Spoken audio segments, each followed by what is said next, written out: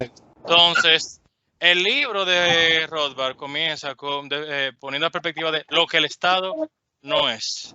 Y él comienza diciendo que hay muchas concepciones que tiene la gente a nivel popular y eso, y la concepción de lo que el Estado no es está en el rango de institución de servicio público. La gente también piensa que es una organización que es amigable pero ineficiente para hacer cosas sociales, para fines sociales. Hay algo también que dice Robert, que es, digamos, la concepción más asumida, y es un medio para lograr objetivos para la humanidad, que la humanidad tiene. Usualmente contra el sector privado, y compite con el sector privado por los recursos y le gana al sector privado por los recursos. También él presenta la idea de que tomando esas cosas está la frase de nosotros somos el gobierno, y eso así, y esa frase viene por el devenir de y el auge de la democracia, procesos democráticos, mucha representación, y entonces tú tienes aparato estatal, y como tú tienes la representación, la gente dice que nosotros somos el gobierno.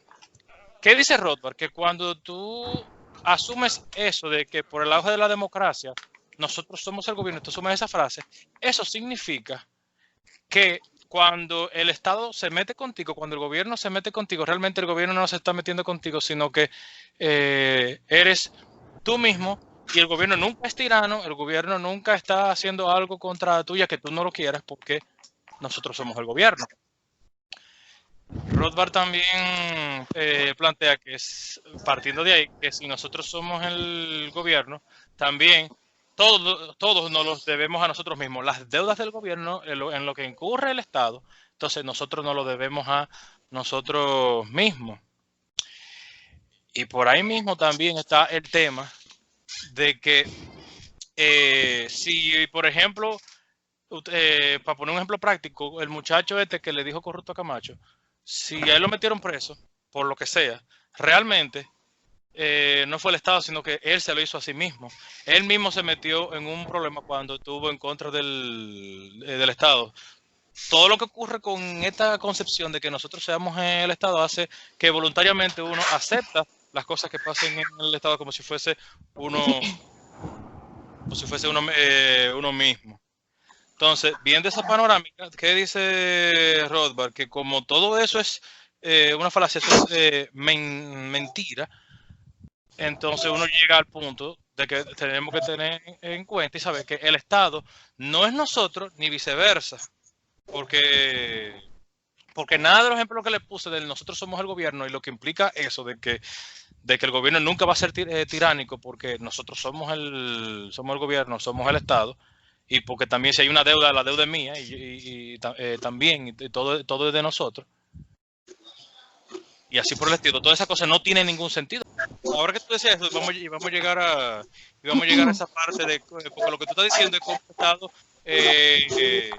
se logra preservar, cómo logra se mantiene vendiendo una ideología, vendiendo una idea. ¿Qué dice el Rothbard que es el Estado? Para llegar ahí, él menciona lo siguiente. Él habla de los derechos de propiedad. Los derechos de propiedad es cuando tú trabajas la tierra, tú produces algo, que tú adquieres algo, porque tú intercambias algo con otro. Entonces tú tienes esa propiedad. ¿Quién es eso? Que lo trabajaste, que lo produciste, lo vendiste o compraste algo. Entonces, esos derechos de propiedad, dice Robert, y cita a un sociólogo que se llama Franz Oppenheimer.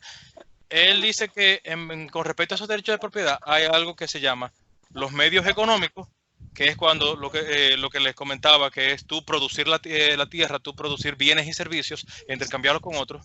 Cuando tú haces eso en libertad, esos son medios económicos. Ahora, cuando tú no produces nada, sino que tú lo que haces es expropiarte, tú le quitas a otro para darle a un tercero, ahí se habla de lo que es medios políticos, que es la parte de las instituciones públicas o del Estado que quitan a través de impuestos o se adueñen de tierra o lo que sea para dárselo a otros sin haberlo trabajado. Esos son medios políticos. Entonces, tomando en cuenta que hay en la dinámica normal medios económicos y medios políticos con respecto a esos derechos de propiedad, Hay una definición de Estado que dice qué pasa con esos medios políticos. ¿Quién lo lee? Estado. Lo que está en la pantalla, Eric. Sí, lo que está en la pantalla. Yo lo leo. Léalo. Estado es la organización de los medios políticos, es la sistematización del proceso predatorio sobre un territorio determinado. Pues el crimen es en el mejor de los casos, esporádico e incierto. El parasitismo es efímero y la vida coercitiva y parasítica puede ser cortada en cualquier momento a través de resistencia de las víctimas. Esa es la dinámica del Estado en base a lo que les decía que dice Rothbard de los medios políticos, pero no se queda ahí. Del accionar del Estado es también eso. Otra persona que lea esta parte aquí. Que aquí es cómo es que el Estado a través de lo legal lo hace. O sea, que le permite al Estado hacer lo que hace. El Estado provee un canal legal ordenado y sistemático para la depredación de la propiedad privada. Hace segura y relativamente pacífica la vida de la casta de parásitos en la sociedad, ya que la producción debe preceder siempre la depredación. El mercado libre es anterior al Estado. El Estado nunca ha sido creado mediante un contrato social. Siempre ha nacido de la conquista y la explotación. Preservarse. El Estado necesita el apoyo de la mayoría, ya sea que haya una masa que se muestra a favor y haga que se muestra a favor y activa, que haga algún tipo de marcha o de algún tipo de reivindicación de que esté de acuerdo con el gobierno, o se resigna pasivamente de que la cosa tan bien como están y yo no necesito más nada. O sea, ese apoyo de la mayoría, ya sea activo o pasivo, con manifestaciones de marcha que hacen grupos y que yo apoyo a fulano de tal, yo apoyo a tal grupo, yo apoyo a tal partido, y que sí, que el asunto sigue y que se haga un movimiento como tipo populista y queremos bola azul y estamos marchando y que estamos a favor de esto y que no es protesta, sino que se sienten bien y lo demuestran y se mueven y participan y eso es algo necesario para que el Estado se mantenga, que la gente lo apoye masivamente. También crean privilegios, dan subsidios, le dan privilegios a ciertos empresarios para poder quedarse, a ciertos grupos, ciertos sindicatos, ciertos gremios, le dan bono gas, tarjeta solidaridad, todo ese tipo de cosas son de los privilegios y artimañas que hace el Estado para poder mantenerse, porque crean ese tipo de privilegios y subsidios y ayudas. Algo que también hace el Estado para poder preservarse es crear ideología. Una ideología, es decir, ellos te venden un discurso de que somos, o sea, el PLD, por ejemplo, te va a vender un discurso de que es mejor que estar con el PRD, es mejor que estar con el PRM, es mejor que estar con fulanito de tal. Ellos te venden un discurso, crean una ideología para que usted crea que como están ellos, es mejor estar que todas las demás alternativas y hacen todo lo posible. Para eso, hacen una diseminación por medio de intelectuales, las bocinas, lo que ustedes escuchan por todas las redes que hablan de bocinos, que las bocinas son gente intelectuales, puede ser que no sean tan intelectuales, lo que sea, pero el caso es que necesita el Estado, históricamente, gente intelectual que piense para la mayoría. Con respecto a eso, cualquiera diría que los intelectuales tan inteligentes no luchan para que el Estado no se con tanta gente ni robando a la gente. Se está cortando, Eric. Se está cortando. ¿Me escuchas ahí? Sí, ya te escucho. Yo lo que no sé a quién hay que mutear.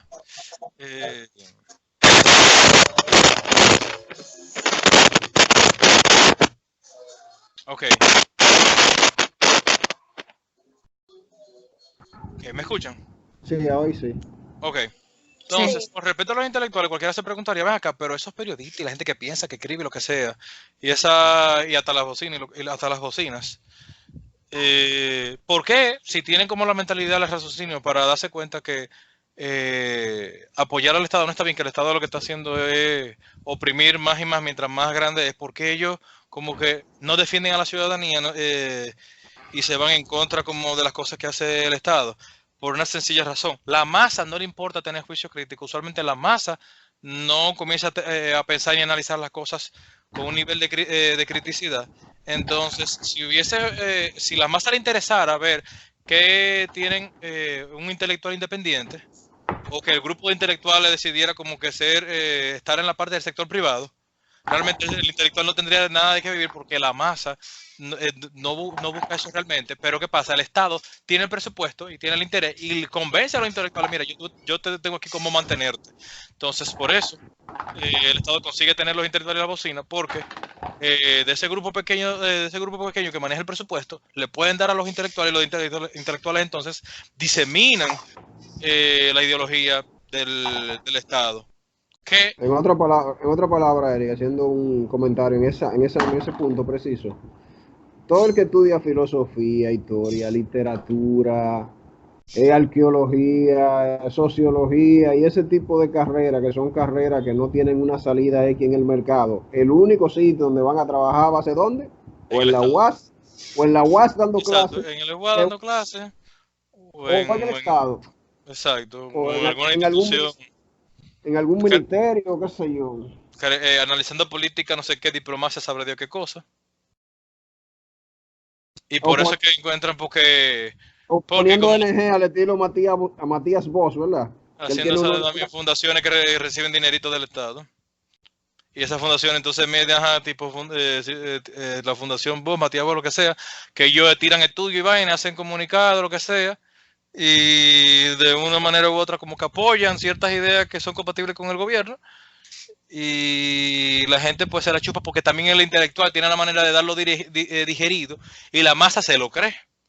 Porque como la masa no va a estar estudiando e investigando tantas cosas, se lo cree.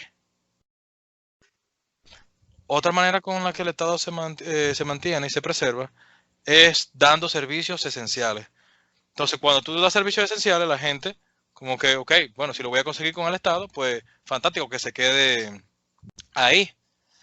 También, por eso tenemos todos los servicios que tenemos, y tenemos también servicios deficientes. Pero solo único, a veces como son servicios esenciales, no todo el sector privado lo está ofreciendo, o tiene la oportunidad de ofrecerlo, y nada más tenemos al Estado para ofrecer, y no nos queda de otra. Y es la manera que el Estado tiene de preservarse, o sea, de mantenerse en el poder. También lo hacen atacando a la gente que piensa diferente. La gente que piensa diferente y trata de decir lo que el gobierno está haciendo mal, lo que hace el Estado es que lo martilla, le cae encima. Y dependiendo de quién sea o lo que esté diciendo, hace que la gente desprecie al individuo, lo que hace es que exalta al colectivo. Porque en lugar de que tú ves como que la gente se esté colaborando la una con la otra, se pone el individuo, que el individuo es egoísta, nada más quiere tener riqueza, no piensa en el otro. Entonces te vende ese discurso para despreciar al individuo y exaltar que lo importante es como que tenga el colectivo, porque así el colectivo necesita una representación, necesita algo que haga que el Estado haga, y por eso exalta al colectivo. Y aun cuando eso no funciona, cuando necesita agregarle algo más, entonces le mete un sentimiento de culpa, porque si tú dices que, por ejemplo, no, que este empresario se está ganando demasiado cuarto, o fulanito de tal está consiguiendo demasiado dinero, está haciendo tal labor, lo que sea, es como para que tú te sientas mal por lo que tú estás haciendo, y entiendes sus límites, o sea, cómo ellos se pasan, o sea, y hacen más allá de lo que tienen que...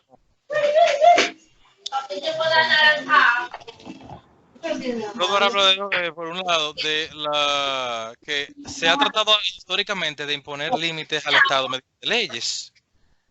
En diferentes leyes, se le ha llamado leyes de derecho, y con esas diferentes leyes y mecanismos legales tratan de limitar las funciones del Estado. Ahora, ¿qué pasa? Que el Estado, en la medida que ha pasado eso, ha creado tribunales. Tiene la Suprema Corte de Justicia, tiene diferentes tribunales con diferentes funciones, que se supone que la manera en que se elijan y operen sean independientes, entre comillas. Pero ¿qué pasa? Terminan expandiendo los límites, porque como los tribunales y la parte de la justicia se conforman solamente en los países por procesos políticos, donde son políticos que terminan como que asignando a los tribunales. Entonces, ¿qué pasa? Tú tienes leyes que delimitan al Estado, pero entonces está el asunto del constitucionalismo, que el constitucionalismo más adelante lo vamos, le voy a abundar de lo que dice Rothbard acerca de eso. Logró limitar al Estado, pero entonces, como tú tienes la ley, que han hecho los tribunales es abrir y decir, ok, sí, espérate, yo entiendo por lo que estoy interpretando que el Estado puede meterse más contigo. Entonces los tribunales lo que hacen es que expanden lo que dice la ley y lo que dice la Constitución, expanden esos límites, le permiten al Estado hacer más. Así es como el Estado, cuando hay algo que no le conviene o quiere lograr algo más, lleva el asunto a los tribunales, donde entonces tiene cierta influencia con la justicia, entonces la justicia termina abriendo esos límites, permitiéndole al Estado, sí, tú puedes hacer tal cosa. Se lo convirtió en juez y parte. Exactamente, lo convierte en juez y parte, y entonces pasa algo y el Estado entonces se puede meter con diferentes aspectos de tu vida, de la propiedad que tú tienes, por la interpretación del tribunal, que debía ser independiente, pero como ocurre un proceso político para poder nombrar los diferentes tribunales en los países, entonces termina. Rothbard da algunos casos que han pasado en Estados Unidos donde al final terminan dando, donde dan sentencia, y esa sentencia lo que hace es que le permiten más involucramiento del Estado con la vida privada, en la empresa también, porque entonces, dependiendo de una sentencia, puede o expropiarse o involucrarse de esta manera que afecta a una empresa, porque no tiene que ser necesariamente un individuo, sino que también hasta una empresa puede ser dependiendo de la sentencia, dependiendo de demanda o conflicto, para así ahorrar el tiempo.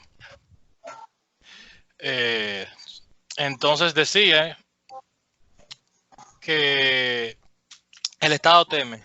Dice Rothbard que el Estado tiene temor de poder perder su poder o su existencia, o sea, dejar de ser, de no existir, no tener ese control. Y de la manera en que históricamente eso ha pasado, dice Rothbard, es que un Estado conquista una parte del territorio, conquista otro Estado. O sea, puede ser por una conquista bélica, puede ser por un derrocamiento revolucionario, que la gente se levanta y quita un monarca, quita un rey, quita un presidente, lo que sea. También él habla de una manera de lo que hace el Estado para evitar como que eso pase, y es que usa la conscripción. La conscripción es obligar que la gente haga servicio militar. Una manera que tú evitas que la gente te derroque y que tú por el temor que tú tienes, es que tú como que lo fuerzas a ellos a que sean militares, porque le venden, se recuerdan de lo primero que habíamos hablado de las concepciones. Si tú eres parte de los militares, o sea, tú como que no te va a querer hacer daño a ti mismo, porque tú eres parte del Estado, porque tú estás defendiendo el Estado. Entonces tú pones a la gente a pelear en ese sentido, y tú con eso logras tratar de conquistar otros territorios. Algo que también hacen en base a ese temor, y para infundir ese temor para que su poder se pueda mantener, es que el Estado tiene un eslogan de que hacen las cosas por defensa o porque hay una emergencia, y te pueden tener bajo una tiranía que si no fuese en tiempo de guerra, porque usualmente han usado esos eslóganes de defensa y emergencia cuando van a guerra para tratar de conseguir más poder, más influencia en otro territorio, pero que si hicieran eso bajo tiempo de paz, la gente se resistiría, o sea, la gente haría una resistencia, se rebelaría, porque no aguantaría esa tiranía. Pero esas son las amenazas que tiene el Estado al poder. Rothbard luego entonces sigue con la parte de cómo los estados se relacionan, cómo digamos como que la diplomacia. Los estados al existir, dice Rothbard, tienen una tendencia natural de expandir su poder. Ellos quieren conquistar otros reinos, otros territorios. Es una tendencia natural. Y dice Rothbard que entre los siglos XVII y XIX surgió el constitucionalismo, y fue como el intento local de los países de limitar el Estado. Cuando se desarrolló el constitucionalismo, la Constitución, estos son los límites, para esto es lo que tú vas a hacer. A nivel internacional, él presenta que la contraparte de eso fue las leyes internacionales, los derechos internacionales, las leyes neutrales.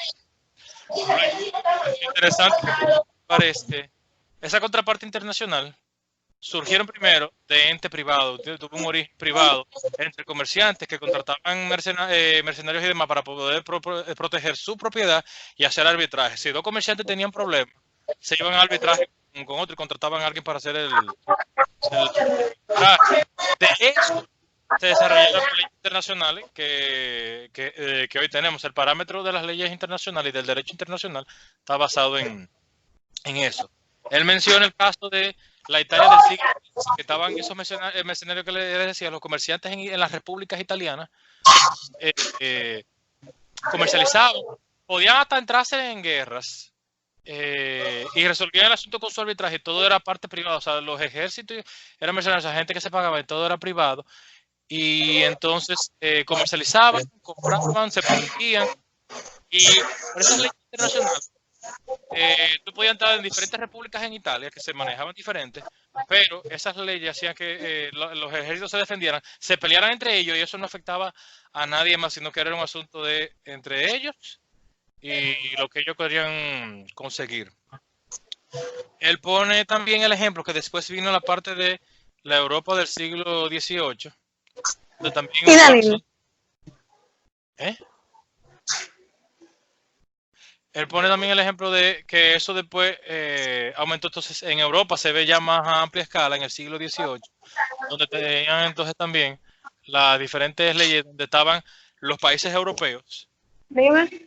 Que a diferencia del día de hoy, por ejemplo, tú ves que alguien se mete en guerra, dice Rothbard, y que como que, bueno, si tú eres de tal país, somos enemigos porque estamos en guerra. Entonces, en el siglo XVIII no era así. Los países podían estar en guerra, pero esas leyes hacían que se pudiera comercializar y no había problema. Nos vendemos bienes y servicios. Estamos en el entorno privado. Ellos se están matando, pero esas leyes, que eran también leyes de guerra, permitían el comercio y no tenían por qué herirse en esa zona donde estaban haciendo comercio. También Rodolfo habla de un tema y es que se llegó a homologar, y eso es un problema. Eso sí es un problema que presenta la santidad de los tratados. Cuando se llegaba a un tratado de paz o lo que sea, ok, se terminó la guerra y como que nos tratamos bien y no sé qué cosa. Pero entonces hay otro concepto que es la santidad del contrato, que es que tú y yo hacemos un contrato donde yo te vendí algo, te doy una propiedad, lo que sea. ¿Qué pasa? Rothbard dice que se llegó a homologar y ver como una santidad del contrato igual que la santidad de los contratos. O sea, los tratados y los contratos se llegaron a ver como lo mismo, lo cual no es porque aunque tú y yo estemos en dos países diferentes que dejaron de estar en guerra, que se firme un tratado no tiene que ver nada con la parte de propiedad. Si en un tratado tú no puedes concesionar una tierra que Juan le vendió a Pedro en otro estado. Es decir, son propiedades privadas que se vendieron a base de un contrato, donde un tratado de paz darle de tierra que le pertenecen a dos entes privados. Y el problema es que en la relación de los estados ha pasado de que llegó a ver esa posición del tratado, como que esa santidad, como que inviolable. El tratado inviolable y es lo mismo que el contrato, y un tratado es lo mismo que un contrato, lo cual no es cierto, porque el contrato no tiene que ver con los estados, sino que es privado.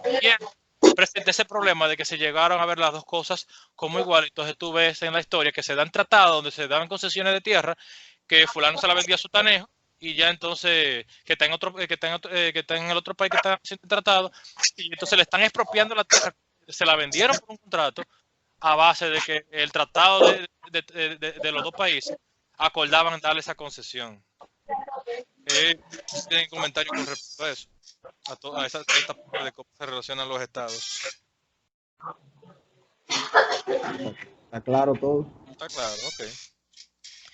Y para terminar, era como a lo de los medios económicos, es el poder que tiene la gente. ¿Sabes? El poder social no es que como que me empodere socialmente, no, el poder social es el hombre dominando la naturaleza, el hombre transformando la naturaleza, sacándole provecho por bienes y servicios, ¿sabes? Creando y produciendo bienes y servicios para intercambiarlos con otro, vendérselo, lo que sea a otros. Ese es el poder social, es el dominio del hombre sobre la naturaleza y transformando la naturaleza y sacando el mejor provecho a la naturaleza. El poder estatal, entonces, similar a lo de los medios políticos, es el dominio del hombre sobre el hombre. Entonces es la depredación de la propiedad, es quitarle al hombre su propiedad e irle sacando todos los medios de producción. Entonces, históricamente ha habido esa lucha entre el hombre tratando de producir y un grupo que pertenece al Estado y que con el poder del Estado le quita a ese. Rothbard presenta que hay un contraste entre lo que pasó el siglo XVII y XIX y el siglo XX, que es el siglo pasado. En el siglo XVII y XIX, en ese rango de tiempo, hubo mucho progreso. Aparte del constitucionalismo, en ese proceso se desarrolló mucha tecnología, hubo mucha más libertad, la gente producía y muchos bienes y servicios, hubo muchos progresos y no había tanto problema de la ley del Estado. Que entonces durante el siglo XX, el contraste es que con esa lucha de poder el Estado logró crecer más, tener más alcance y expropiarse más y quitarle más cosas a la gente. Entonces, es lo que está presentando que se ve esa historia, ese contraste de cómo había mucho poder social y entonces en el siglo XX se vio un aumento del poder estatal y pues él deja el asunto como que abierto a que, ok, ¿qué se va a hacer para uno limitar al Estado? Que uno esté como consciente de que esos son los dos poderes que han estado históricamente en lucha. Y pues él deja, eso así es como él termina presentando esa historia de qué es lo que está pasando en la historia a través de esos dos poderes que son los dos poderes reales que hay, según él cita a Albert J. Nock. Entonces déjeme yo darle un escape